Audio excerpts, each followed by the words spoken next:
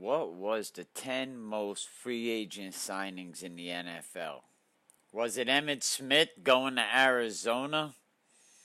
That time you knew he was done when you seen him go to Arizona, especially when Arizona wasn't even doing anything. But I wonder if Emmitt Smith going to Arizona was a horrible free agent signing.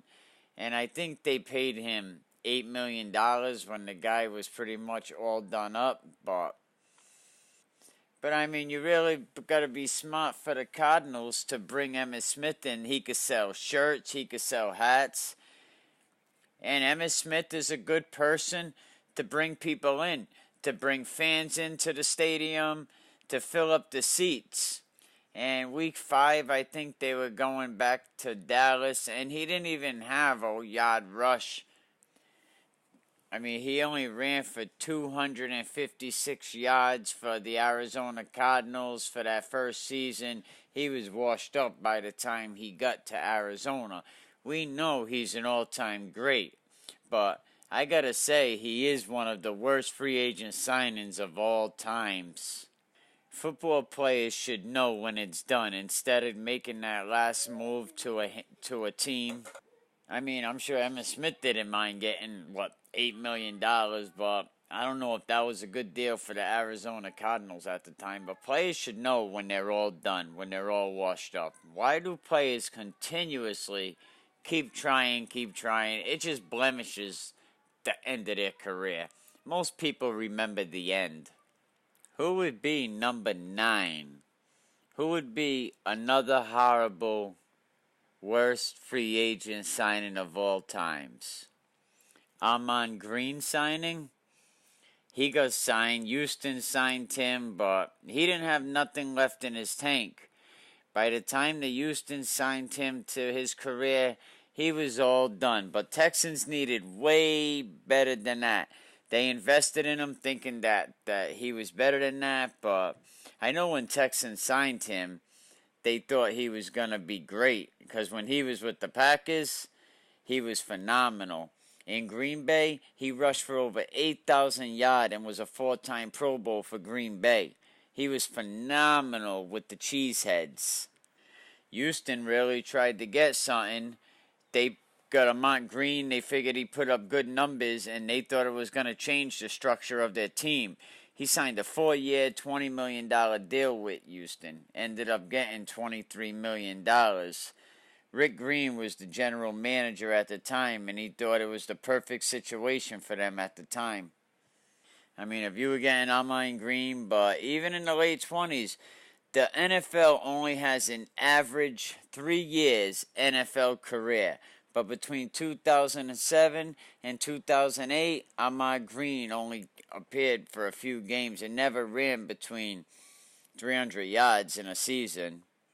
But when you reach a certain age, you can't play no more. You can't play at that NFL position. But he got to be my number 9 worst free agent signing. But he did get $41,000 per rushing yard, so that's not bad.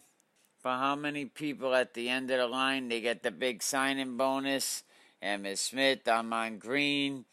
But even Ron Dayne had a resurrection, but Ron Dayne was like a leading rusher that season, but Kubiak had a disappointed season that year. I bet when he left Houston, nobody even noticed him. They probably noticed that he should have been arrested for robbing Houston. Number 8, gotta be Scott Mitchell.